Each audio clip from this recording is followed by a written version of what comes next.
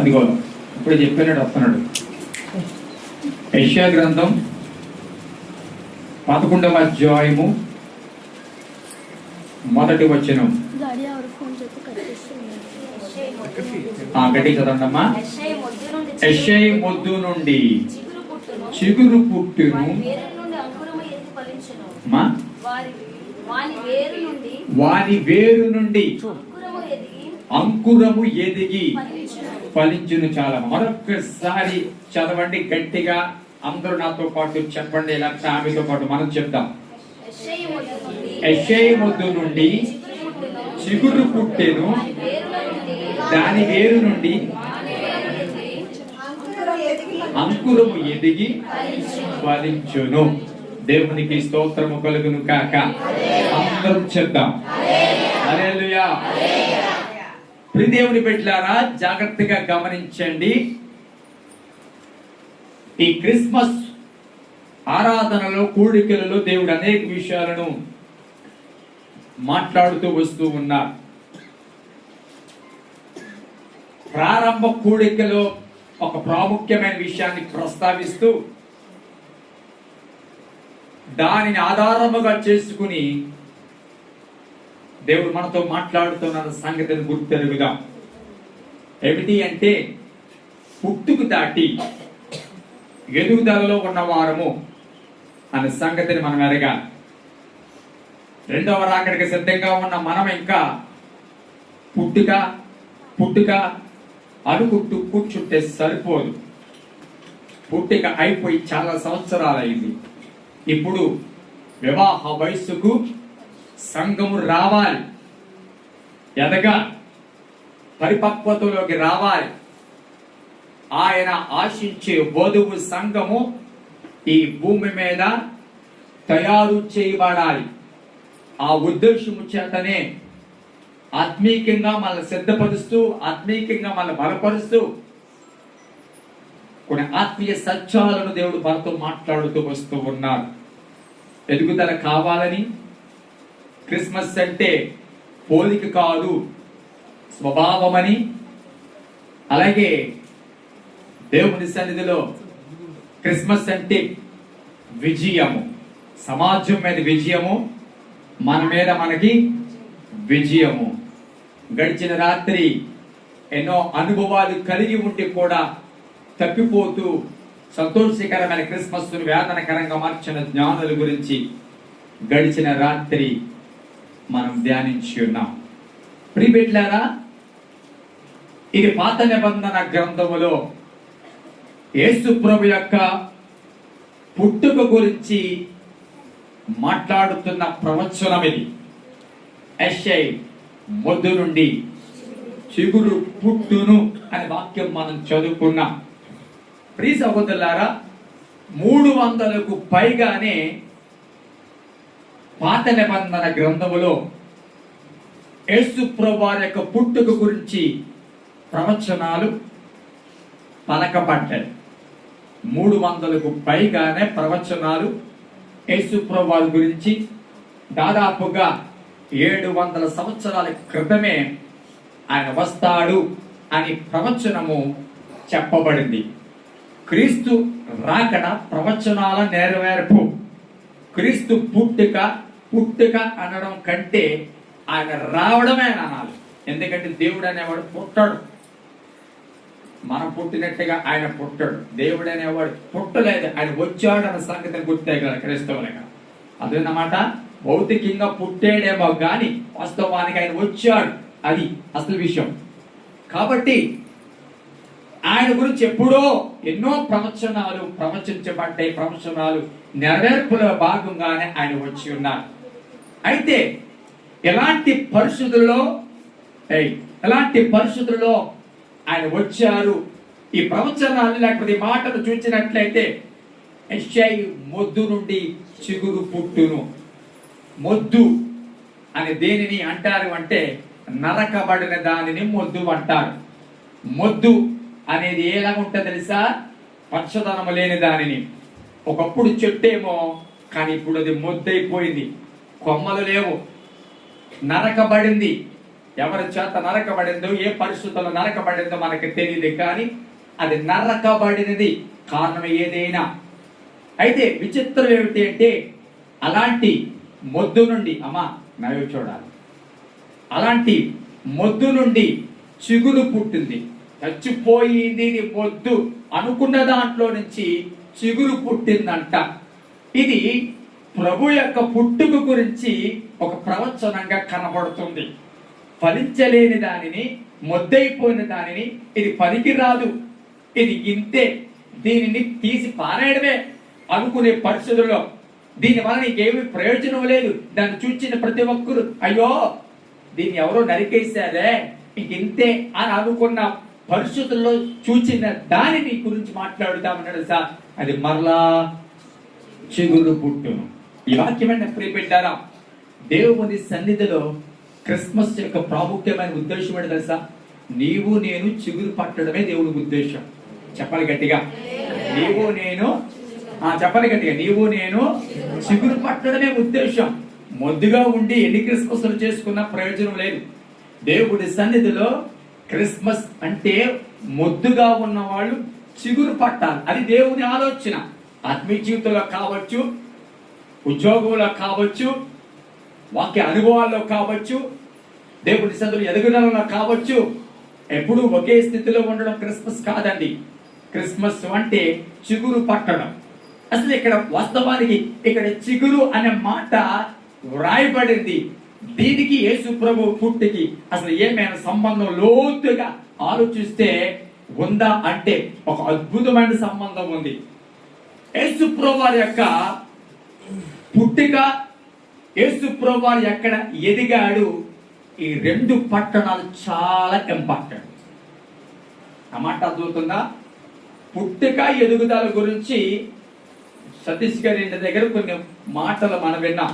ఈరోజు ఎక్కడ పుట్టాడు ఆ పట్టణం, ఎక్కడ ఆయన ఎదిగాడు ఆ పట్టణం, ఈ రెండు పట్టణాల గురించి ఈ రాత్రి దేవుడు మనతో మాట్లాడడానికి ఇష్టపడుతూ ఉన్నాడు.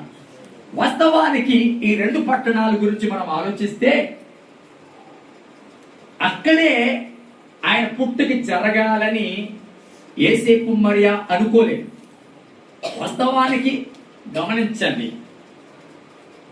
ప్రజాసంఖ్య రాస్తున్న కాలం అది, ప్రజాసంఖ్య వ్రాయబడుతున్న కాలం అది. ఆ ప్రజాసంఖ్య వ్రాస్తున్న కాలంలో దావీదు వంశపుడైన యేసేపు తను కూడా ప్రజాసంఖ్యలో వ్రాయబడ్డానికి తన భార్యతో మరియమ్మతో యేసేపు ప్రయాణం చేస్తూ, కన్సీవ్ గా ఉన్న ఆమెనే ప్రయాణం చేస్తూ ఎక్కడికి వెళ్ళారు తెలుసా? బెత్లెహేములో వెళ్ళారు. వాస్తవానికి బెత్లెహేముకు వెళ్ళిన ఉద్దేశము ప్రజా సంఖ్యలో వ్రాయబడాలని. జాగ్రత్తగా వినాలి అందరూ కూడా. అమ్మ లోపల వింటున్నారా? జాగ్రత్తగా. రైట్, స్తోత్రం. ప్రజా సంఖ్యలో వ్రాయబడ్డానికి ఆ ఉద్దేశము చెప్పడం వెళ్ళారు.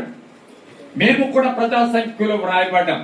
ఆ ప్రజా సంఖ్యలో ఎందుకు వ్రాయబడ్డారని చరిత్ర చూసినట్లయితే అది కూడా దేవుడు రాగల దినాలు ఒక ఆధారముగా ఉంచడం కోసమే దేవుడు ముందుగా ఏర్పాటు చేసి ఉన్నాడు. హల్లెలూయా, హల్లెలూయా. ఒక కన్సీవ్ అయిన ఒక స్త్రీని అంత దూరము తీసుకుని వెళ్ళడం ఒక ప్రజా సంఖ్య గురించి అనేది చాలా కష్టమైన పని. కానీ ఆ రోజుల్లో యేసేపు ఎంత ఓర్పు కలిగిన వాడో, ముందు విడిచిపెట్టడానికి ఇష్టపడ్డాడు, కానీ తర్వాత ఎంత మరియమ్మను తిప్పాడో కదా, ఎంతగా మరియమ్మకు సహకారిగా ఉన్నాడు కదా, ఎంతగా నేనంటాను యేసేపు సాకారము మరియకు దొరికిందో కదా. ఒక మాట ఇక్కడ చెప్పి నేను ముందుకెళ్తాను. గమనించండి, దేవుని సన్నిధిలో నీ యొక్క దినములు నిండి సమయానికి దేవుడు తన సహకారం ఆయనే లేపుకుంటాడు. హల్లెలూయా, హల్లెలూయా. సహకారం లేదని అనుకో అవసరం లేదు. సహకారాన్ని ఏర్పాటు చేసే పని ఆయనది.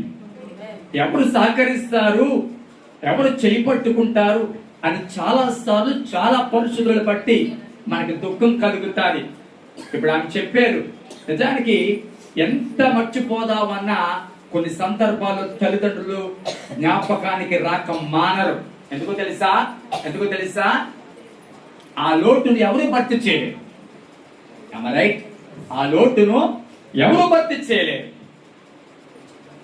చాలాసార్లు అనుకుంటాం, ఆ తల్లి ఉంటే ఎంత బాగుండు, ఈ బిడ్డల గురించి నేను చాలాసార్లు అదే బాధపడుతూ ఉంటాను. మన మధ్యన అమ్మారావు గారి యొక్క బిడ్డల గురించి చాలాసార్లు బాధపడుతూ ఉంటాను.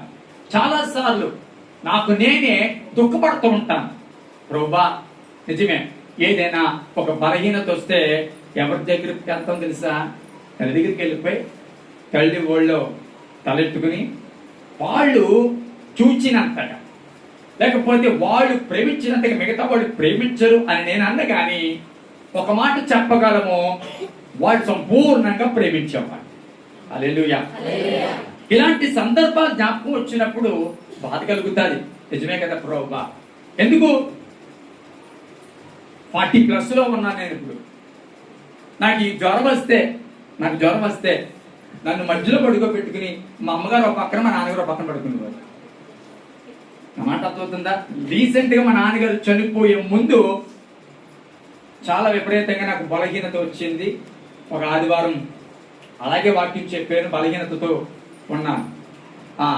ఒక పక్కన ఈవిడి, ఒక పక్కన ఆయన పడుకుంటారు. లేకపోతే కూర్చుని ఒకళ్ళు కాళ్ళు నొక్కుతారు, ఒకళ్ళని చేయి నొక్కుతారు. శారమ్మ గారు వచ్చి అలా నొక్కుతూ కూర్చుంటారు. ఎందుకు ఈ విషయాలు చెప్తూ ఉన్నానంటే, దేవుని సన్నిధిలో కొన్నిసార్లు కొంతమంది లోటు, కొన్నిసార్లు నేనంటాను పోగొట్టుకున్న తర్వాత కనబడుతూ ఉంటా. పోగొట్టుకున్న తర్వాత అయ్యో వాళ్ళు ఉంటే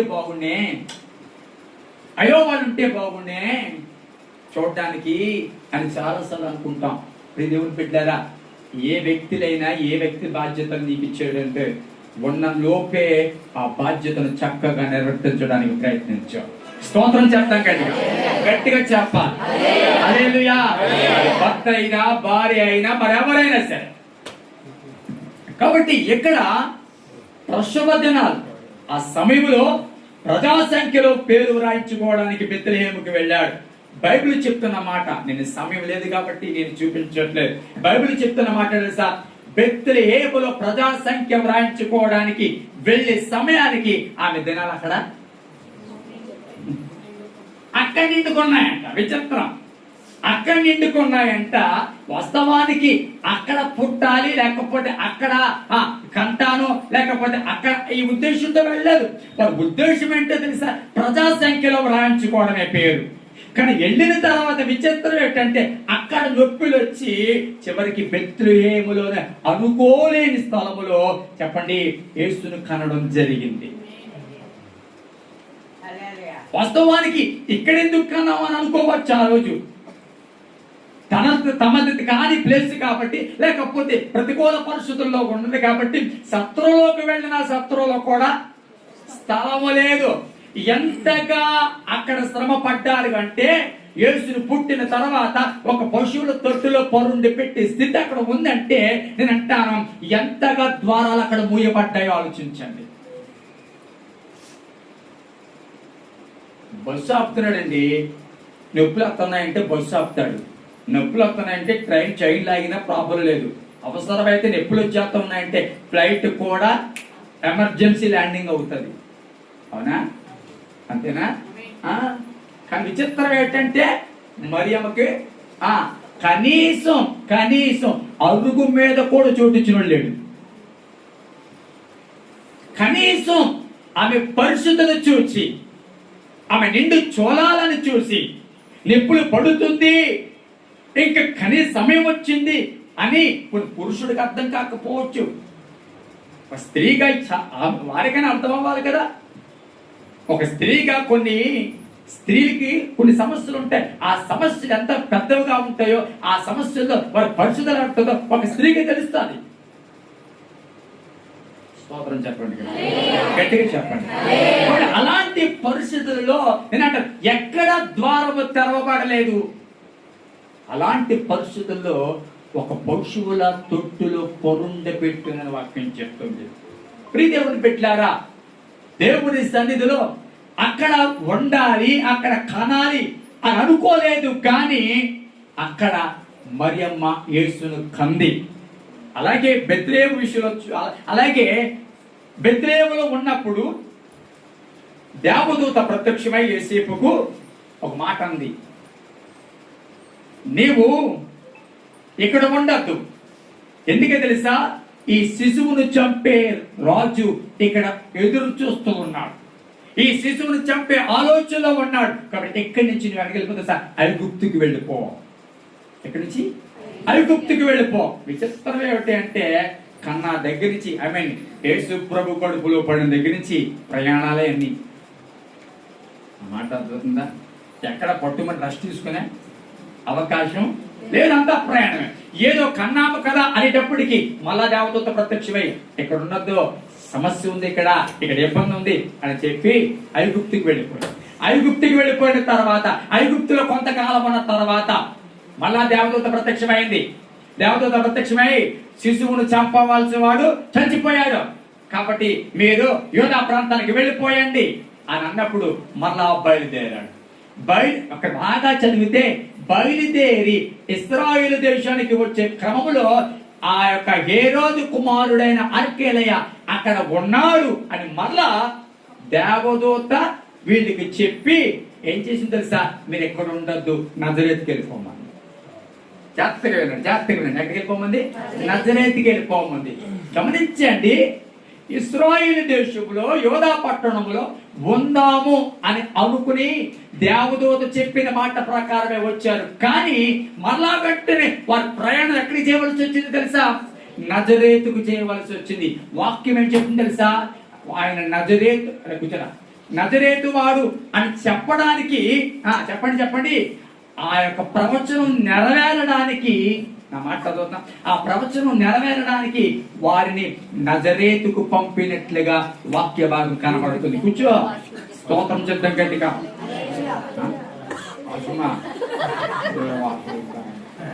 స్తోత్రం చెప్పండి గట్టిగా చెప్పాలి.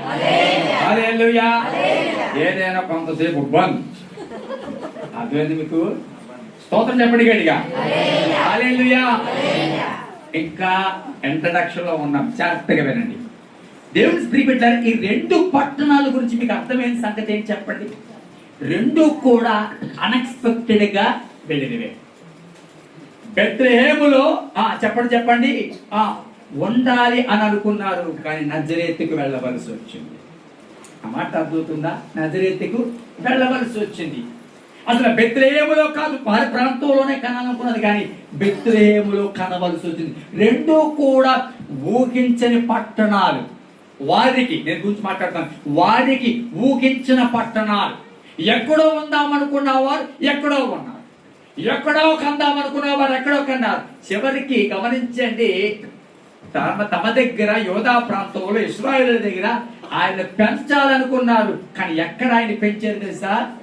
నజరేతులో పెంచవలసి వచ్చింది. దేవునికి స్తోత్రం కలుగును కాక. వెళ్ళిపోవాలి బయటగా. స్తోత్రం చెప్తాం గట్టిగా. హల్లెలూయా. దేవుని బిడ్డలారా, ఈ మాటలు ఎందుకు ఈ రాత్రి మాట్లాడుతున్నాడు తెలుసా? కొన్నిసార్లు అయ్యా ఇది ఎందుకు ఇలా జరిగిందని ప్రశ్న వేసుకుంటూ ఉన్నాం. అయ్యా ఎందుకయ్యా ఇక్కడ ఉండకూడదు, కానీ ఇక్కడ ఎందుకు ఉన్నానయ్యా అని అనుకుంటున్నాను చాలాసార్లు. అయ్యా ఇది నా స్థలము కాదయ్యా, ఎందుకు ఈ స్థలంలో ఉంటున్నావు? అయ్యా ఎందుకు ఈ పరిస్థితి? అయ్యా ఎందుకు ఈ సమస్య? ఎందుకు ఈ వేదన? ఎందుకు ప్రతికూల పరిస్థితి? ఎందుకు నాకే అయ్యా దీన్ని అనుమతించావు? అయ్యా ఎందుకో గాని నా ఆలోచనలు ఒకటవుతున్నాయి, జీవితం ఒకలాగా వెళుతూ ఉంది. తలంపులు ఒకటైతే ప్రభా నా నడవడికి ఇంకోలాగా వెళ్ళిపోతుంది. అయ్యా నా లైఫ్ లో నేను వేసే ప్లాన్లు, నా ఆలోచనలు వేరేగా ఉంటున్నాయి, కానీ చిత్రం ఏంటంటే నీ నడిపింపు మాత్రం నా జీవితం ప్రత్యేకంగా కనబడుతుంది. అయ్యా ఎందుకో నీ ఆలోచనలకు నా ఆలోచనలకు నీ నడిపింపుకు ఎందుకు సింక్ అవ్వట్లేదయ్యా అని చాలా సార్లు బాధపడుతున్నావు. దేవుని సన్నిధిలో ఒకవేళ నీ ఆలోచన ప్రకారము, ఒకవేళ నీవు ఉన్న స్థలములో ఉందాము, ఈ స్థలము బాగుంటుంది, ఈ స్థలములో కార్యం చేద్దాం, ఈ స్థలములో నిలబడదాం అని ఒకవేళ అనుకుంటూ ఉంటే దేవుడు మరొక స్థలానికి లేకపోతే మరొకలాగా దేవుడు కార్యం చేస్తూ మరొకలాగా నేను ప్రేరేపిస్తూ ఉంటే జాగ్రత్తగా గమనించండి. నువ్వు తీసుకున్న నిర్ణయం కంటే దేవుడు తాను చేయాలనుకున్న అద్భుతమైన గొప్పది. హల్లెలూయా. హల్లెలూయా. హల్లెలూయా. ఎందుకు ఇక్కడ ఉన్నాను అనుకోవద్దు. దేవుడి సన్నిధిలో ఇక్కడ ఎందుకు ఉన్నామని అనుకున్నారు తప్ప దాని వెనక అద్భుతమైన ప్రణాళిక ముందుగానే ప్రవచింపచేశాడన్న సంగతి మనకు తెలియదు. గమనించండి, బెత్లెహేము అనే మాటకు అర్థము ఆహారము లేదా రొట్టెల ఇల్లు. మనం చెప్పండి, బెత్లెహేము అనే మాటకు ఆహారము లేక రొట్టెల ఇల్లు అని అర్థం. నజరేతు అనే మాటకు అర్థం తెలుసా? చిగురు అని అర్థం. నజరేతు అనే మాటకు అర్థం ఏంటి? చెప్పాలి గట్టిగా. హల్లెలూయా. యెషయా మొదలుండి ఒక మాట చెప్తున్నా, గమనించండి. పుట్టింది బెత్లెహేములోనే కానీ ఎదిగింది నజరేతు. హల్లెలూయా, హల్లెలూయా.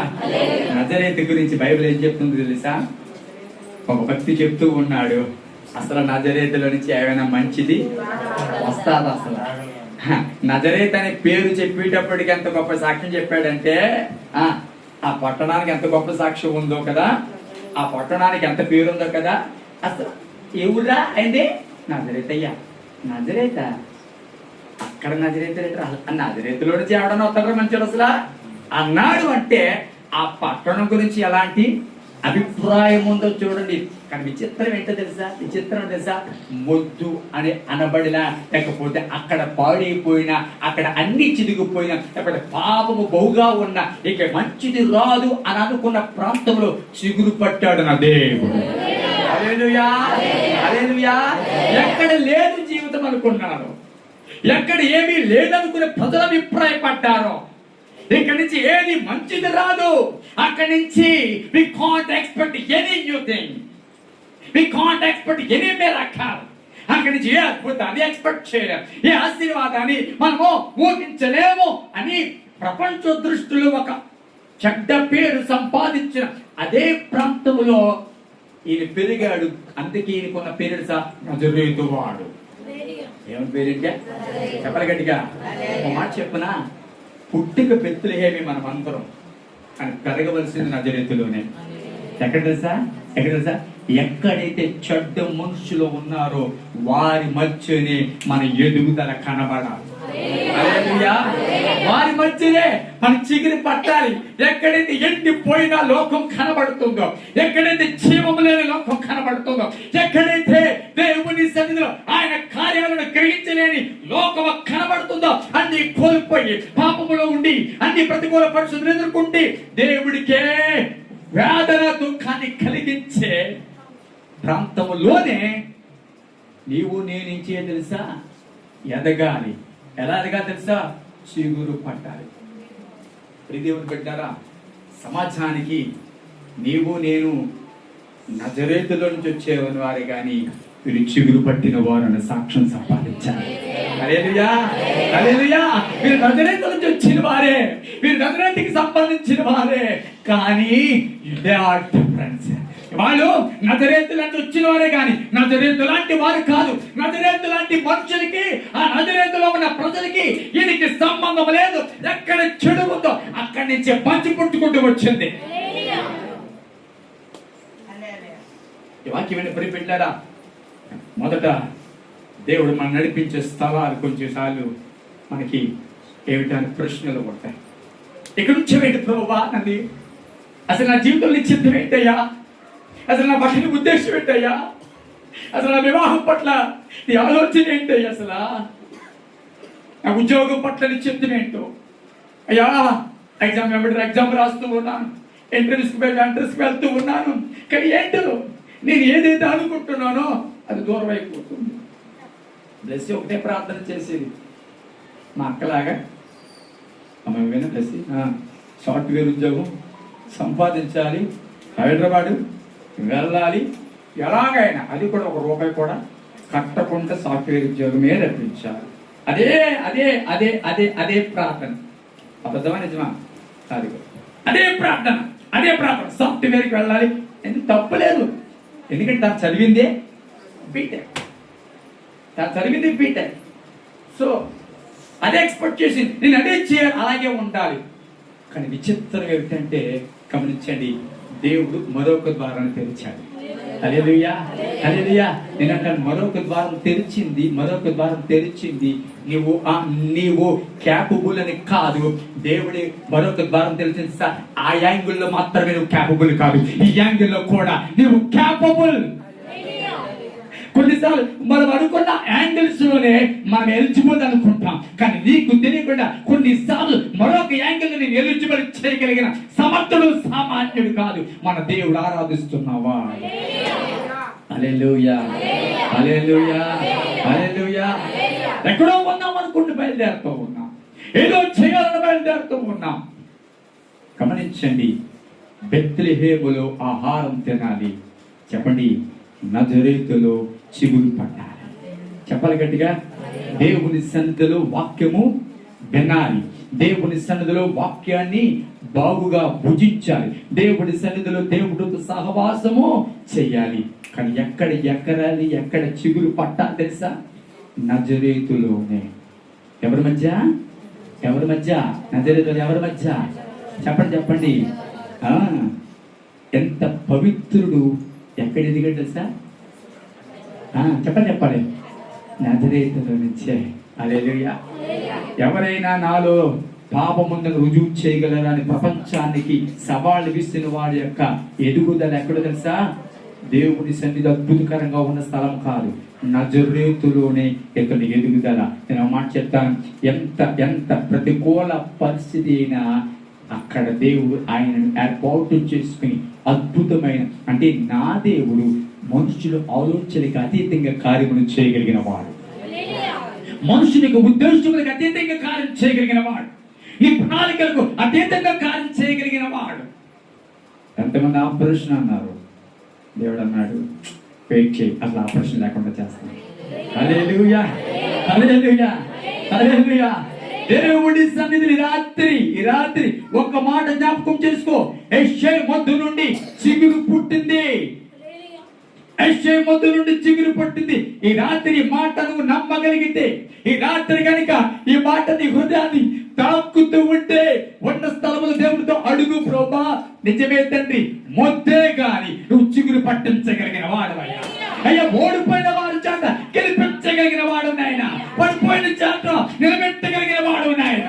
అయ్యా, ఏడిపించిన వాడి చోట అయ్యా ఘన తీసుకొచ్చేవాడు నాయన.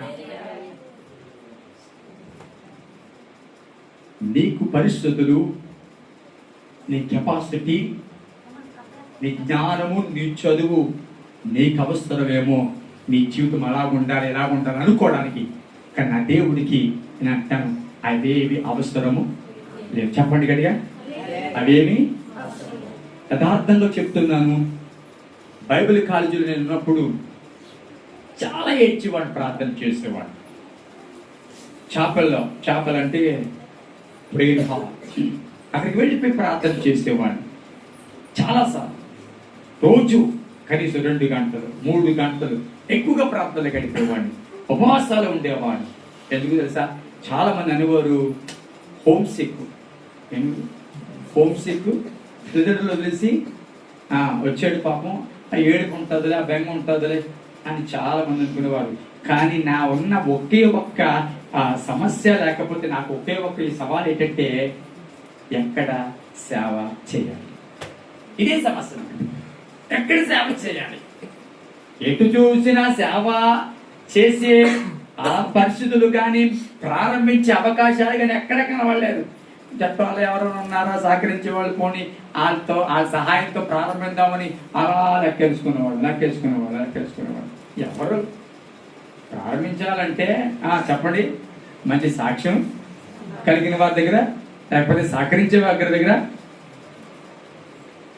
ఆ రోజుల్లో మొన్న కూడా నేను హనుమాన్ గారి దగ్గరికి వెళ్ళినప్పుడు ఆవిడ బాధపడింది, మేము బాధపడ్డాం. ఒకవేళ ఆవిడ కనుక అప్పుడు నిలబడితే ఈరోజు ఏపీఎస్పీలో ఒక చర్చ్ మనకు ఉంటుంది. ఈ పార్టీ ఏపీఎస్పీలో ఆరాధన ప్రారంభించాం, కూడికలు జరిగాయి. వారందరూ కూడా ఆదివారం మధ్యాహ్నం ఆరాధన పెట్టమని దాదాపుగా 20 మంది అక్కడ సిద్ధపడ్డారు. 20 మంది సిద్ధపడ్డారు ఈవిడి ద్వారా. కానీ సాధారణ ఈవిడిని తప్పించేసి, ఈవిడింట్లో సమస్యలు కలుగు చేసి. అయితే మన విషయం ఏంటంటే, ఎక్కడైతే ప్రార్థన చేశామో ఈ రోజు ఆ కుటుంబం అంతా రక్షించబడిందంట. ఆ పిల్లలందరూ కూడా సేవకులకి చాలా సహకారులుగా ఉన్నారు. హల్లెలూయా, హల్లెలూయా. ఎందుకు ఈ మాటలు చెప్తున్నానంటే ప్రియ దేవుని బిడ్డారా, దేవుడి సన్నిధిలో ఇక్కడ ఉండవలసిన దాన్ని అక్కడ ఉన్నానేంటి ప్రభా, ఎలా ఉండాలనుకున్నాను ఎలాగున్నానేంటి ప్రభా, ఏది చూడాలనుకుంటున్నానయ్యా ఏది చూడలేకపోతున్నానయ్యా, ఏది సంపాదించాలనుకున్నాను ఏమి సంపాదించలేకపోతున్నానయ్యా, ఏంటి ఎంత ఆరోగ్యంగా ఉండేదాన్నో, ఎంత ప్రభు చెయ్యి చాపకుండా బ్రతికేదాన్నో, ఏంటి నా పరిస్థితి అంత సంతోషంగా ఉండేదో, ఏంటి ఈరోజు పరిస్థితి అని చాలాసార్లు ఒకవేళ అనుకుంటూ ఉన్నావేమో. కానీ మాట చెప్తాను, దేవుడు నడిపింపుకుని నువ్వు అప్పగించుకున్నట్లయితే నజరేతు కూడా ఆశీర్వాదకరంగా దేవుడు మారుస్తాడు. హల్లెలూయా. నజరేతును కూడా నీవు వెళ్ళకూడదు అన్న స్థలంలో నిన్ను తీసుకుని వెళ్ళి నిలబడలేను అన్న చోట నిలబెట్టి ఇస్సాకును ఇక్కడ విత్తనం వేయి అన్నాడు. విత్తనం వేశాడు. ఎంత ఆశీర్వదించాడు తెలుసా? ఆ ఊరంతా అసూయ పడేలాగా ఆశీర్వదించాడంట. ఎవడరా పొరుగురు నుంచి వచ్చి మనకంటే ఎక్కువ పండించేశాడు పంట, 100% ఆ మాట పెద్ద రైతులో ఉంది కదా, ఇదిగో పెద్ద రైతులో ఉంది అని అసూయ పడేటట్లుగా దేవుడి సాకును దీవించాడు. ప్లేసెస్ డజంట్ మ్యాటర్, స్థలము capability it's not at all matter. అవి ఏమాత్రం విషయాలు కానే కాదు. ఎందుకు నడిపిస్తున్నాడు ఆ నడిపింపుకు నువ్వు అప్పగించుకోగలిగినట్లయితే ఈ రోజు వెళ్ళేటప్పుడు ఇబ్బందిగా ఉండొచ్చు, ఏంటి ప్రభు ఇక్కడ నిలబడ్డాను అనుకోవచ్చు. కానీ నువ్వు ఉన్న స్థలాన్ని నీ కొరకు దేవుడు సిద్ధపరిచి దాన్ని ఆశీర్వాదకరంగా మార్చడమే కాదు, ఏ స్థలములో ఈ రోజు నేను ఉండకూడదు అని అనుకుంటూ ఉంటున్నావో ఆ స్థలమునే నిన్ను బట్టి ఆశీర్వదించి ఒక ఉన్నతమైన స్థితిలోకి ఆ స్థలాన్ని నిన్ను ద్వారా తీసుకుని వెళ్ళబోతూ ఉన్నా. హల్లెలూయా. అట్టి కృప దేవుడు మన కుటుంబాల్లో దేవుడు దయచేయలాగిన చప్పట్లు కొడుతూ ప్రభు నామమున కనపడతాం.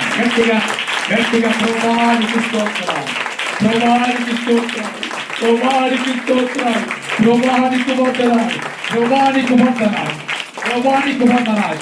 నజరేతులో నుండి ఆయన పుట్టాడు, నజరేతులో ఆయన ఎదిగాడు. నజరేతులో నుండి ఏదైనా బయటికి వస్తారా, మంచిది వస్తారా అనుకున్న సమయంలో ప్రపంచమే పాపము కూడా చూపించలేని ఒక వ్యక్తి ఆ ప్రాంతం నుంచి వచ్చాడు. హల్లెలూయా, హల్లెలూయా. ప్రపంచానికి పవిత్రుడు, ప్రపంచానికి పరిశుద్ధుడు అని సమానించిన వ్యక్తి ఎక్కడ ఎదిగా తెలుసా? నజరేతులో సంఘటన ఈ రాత్రి జ్ఞాపకం చేసుకో. Let us kneel down in the presence of God. కళ్ళు మూసుకుందాం.